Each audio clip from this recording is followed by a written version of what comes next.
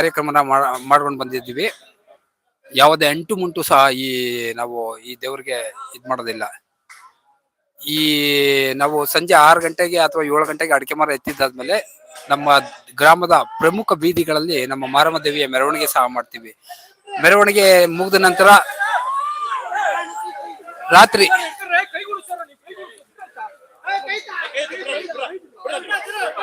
9 ಗಂಟೆಗೆ 8:30ರಿಂದ 9 ಗಂಟೆನಲ್ಲಿ ನಾವು 8 ಗಂಟೆಯಿಂದ 9 ಗಂಟೆನಲ್ಲಿ ನಾವು ದೇವ್ರ ಮೆರವಣಿಗೆ ಸ್ಟಾರ್ಟ್ ಮಾಡ್ತೀವಿ. ಪ್ರಮುಖ ರಸ್ತೆಗಳಲ್ಲಿ ದೇವ್ರನ್ನ ಮೆರವಣಿಗೆ ತುಂಬಾ ವೈಭವೋಪೇತವಾಗಿ ನಾವು ಮೆರವಣಿಗೆ ಮಾಡಿ ಎಲ್ಲ ಪ್ರತಿಯೊಂದು ಮನೆಗಳ ಹತ್ರ ಪೂಜೆ ಪುನಸ್ಕಾರ ಎಲ್ಲ ತಗೊಂಡು ಆಮೇಲೆ 11ರಿಂದ 11:30 ಒಳಗಡೆ ನಾವು ಮಾರಮ್ಮ ದೇವಿನ ಗರ್ಭಗುಡಿಗೆ ಮಾಡ್ತೀವಿ. ಅದಾದ್ಮೇಲೆ ನಾವು ಕೊಂಡ ಹಚ್ಚೋ ಕಾರ್ಯಕ್ರಮ. ಕೊಂಡ ಹಚ್ಚೋದು ಅಂದ್ರೆ ಇಲ್ಲಿ ಯಾವುದೇ ನಮ್ಮ ಬೆಂಗಳೂರಲ್ಲಿ ಕರಗ ಬಿಟ್ರೆ ಪ್ರಸಿದ್ಧಿ ಹೊಂದಿರೋ ಜಾತ್ರೆ ಅಂದ್ರೆ ನಮ್ಮ ಬಾಗಲಗುಂಟೆ ಜಾತ್ರೆ ಮಾತ್ರ. 2ನೇ ಸ್ಥಾನದಲ್ಲಿ ಇದೆ ಅಂತ ಸಹ ಹೇಳ್ಬೋದು. ಯಾಕೆಂದ್ರೆ ಅಲ್ಲಿ ಲಕ್ಷಾಂತರ ಜನ ಸೇರ್ತಾರೆ. ಇಲ್ಲೂ ಅದೇ ಮಟ್ಟದಲ್ಲಿ 3 ದಿನ ಲಕ್ಷಾಂತರ ಜನ ಸೇರಿ ದೇವಿ ದರ್ಶನ ಮಾಡ್ತಾರೆ.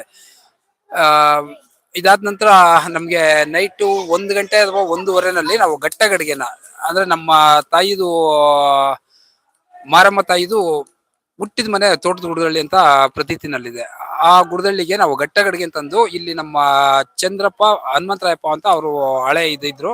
ಈ ಚಂದ್ರಣ್ಣ, ಮುದ್ದಣ್ಣ, ರಮೇಶಣ್ಣ ಮತ್ತೆ ಕುಮಾರಣ್ಣ ಅಂತ ಅವ್ರು ಇದ್ದಾರೆ. ಅವ್ರ ಮನೆಯಲ್ಲಿ ತಂದು ನಾವು ಘಟ್ಟ ಗಡಿಗೆನ ಪೂಜೆ ಮಾಡಿ ಅದಾದ ನಂತರ ಅವ್ರ ಮನೆಯಿಂದ ತಗೊಂಡೋಗಿ ಸಿದ್ದೇಶ್ವರನ ದೇವಸ್ಥಾನ ಇದೆ. ಆ ದೇವಸ್ಥಾನದಲ್ಲಿ ಎಲ್ಲ ಈ ನಮ್ಮ ಸೀಡದಲ್ಲಿ ಮತ್ತೆ ಗುಡದಳ್ಳಿ ಅವರು ಆರತಿನ ತಂದು ಅಲ್ಲಿ ಅವ್ರು ಬೆಳ್ಕೊಂಡು ಹೋಗ್ತಾರೆ. ಕೆಲವೊಂದು ಆರತಿಗಳು ನಂತರ ನಮ್ಮ ಬಾಗಲಗುಂಟೆ ಗ್ರಾಮಕ್ಕೆ ಬರ್ತದೆ. ಅದಾದ ನಂತರ ನಾವು ಘಟ್ಟ ಗಡಿಗೆ ತಂದು ಈ ನೈಟ್ ಎಲ್ಲ ಕೊಂಡ ಅದೆಲ್ಲ ಉರ್ಸಿ ನಾಳೆ ಬೆಳಿಗ್ಗೆ ಮತ್ತೆ ಎಲ್ಲ ನಮ್ಮ ದೇವಸ್ಥಾನದಲ್ಲಿರೋ ಗ್ರಾಮದಲ್ಲಿರೋ ಎಲ್ಲ ದೇವಸ್ಥಾನಕ್ಕೆ ಬೆಲ್ಲದ ಆರತಿಗಳನ್ನ ವಿಶೇಷವಾಗಿ ಪ್ರತಿಯೊಂದು ದೇವಸ್ಥಾನಕ್ಕೂ ಕೂಡ ನಾವು ಬೆಲ್ಲದ ಆರತಿ ಮಾಡಿ ಶ್ರದ್ಧೆಯಿಂದ ಮಾಡ್ತಾರೆ. ಅದಾದ ನಂತರ 2 ಗಂಟೆ 2:15ನಲ್ಲಿ ನಾವು ಕೊಂಡನ ಅದು ಸುಮಾರು ಟನ್ ಲೆಕ್ಕದಲ್ಲಿ ಸೌದೆಗಳು, ಯಾಕೆಂದ್ರೆ ಅದನ್ನ ವರ್ಣಿಸ ಅಸಾಧ್ಯ ಆಗಿರ್ತದೆ. ಅಷ್ಟು ಸೌದೆಗಳನ್ನ ನಾವು ಮಾಡ್ಕೊಂಡಿರ್ತೀವಿ. ಅದನ್ನೆಲ್ಲ ಲೆವೆಲ್ ಮಾಡಿ 3-3:30 ಹೊತ್ತಿಗೆ ನಾವು ಕೊಂಡನ ರೆಡಿ ಮಾಡ್ಕೊಂಡಿರ್ತೀವಿ. ನೈಟ್ 11-11:30ಗೆ ಹಚ್ಚಿರೋ ಕೊಂಡನ ಬೆಳಗ್ಗೆ 1 ಗಂಟೆವರೆಗೂ ಉರ್ಸಿರ್ತೀವಿ.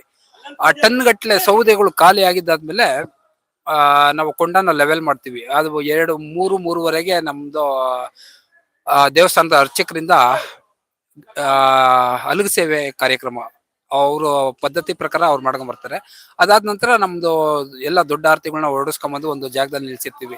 ಅಲಗು ಸೇವೆ ಆದ್ಮೇಲೆ ಕೊಂಡೋತ್ಸವ ಮಾಡ್ತೀವಿ. ಅಂದ್ರೆ ಕೊಂಡದಲ್ಲಿ ನಡೆಯೋದು ಭಕ್ತಾದಿಗಳು ಮೊದ್ಲಿಗೆ ನಮ್ಮ ಅರ್ಚಕರು ಅವ್ರ ಹೋಗ್ತಾರೆ ದೇವ್ರನ್ನ ತಗೊಂಡು. ಅದಾದ ನಂತರ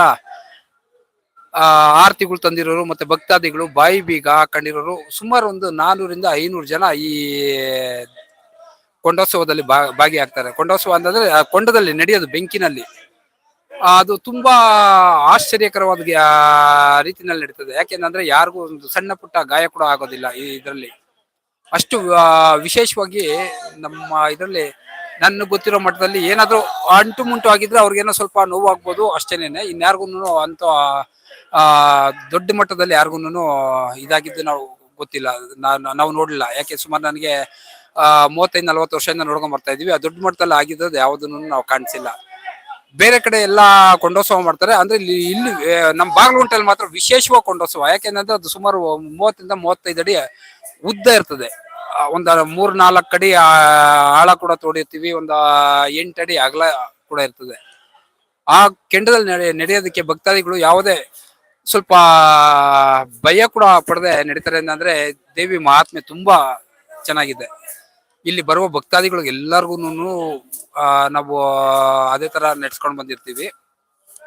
ವಿಶೇಷವಾಗಿ ನಮ್ಮ ಈ ಮಾರಮ್ಮ ದೇವಸ್ಥಾನದಲ್ಲಿ ಪ್ರತಿ ಮಂಗಳವಾರ ಮತ್ತೆ ಶುಕ್ರವಾರ ವಿಶೇಷವಾದ ಪೂಜೆ ಇರ್ತದೆ.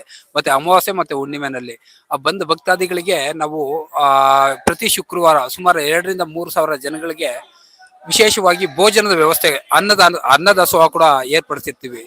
ಈ ಭಕ್ತಾದಿಗಳು ಬಂದವರು ಯಾರು ಸಹ ಈ ಜಾತ್ರೆನಲ್ಲಿ ಹಸ್ತ್ಕೊಂಡು ಹೋಗ್ಬಾರ್ದು ಮತ್ತೆ ಮಾಡಬಾರ್ದು. ಪ್ರತಿ ಶುಕ್ರವಾರನೂ ಸಹ ಈ ದಾಸೋಹನ ನಡೆಸ್ಕೊಂಡ್ ಬರ್ತಾ ಇದ್ದೀವಿ. ದಯಮಾಡಿ ಎಲ್ಲ ಭಕ್ತಾದಿಗಳು ಈ ಬಾಗಲಗುಂಟೆ ವೈಭವ ಜಾತ್ರೆಗೆ ಬನ್ನಿ.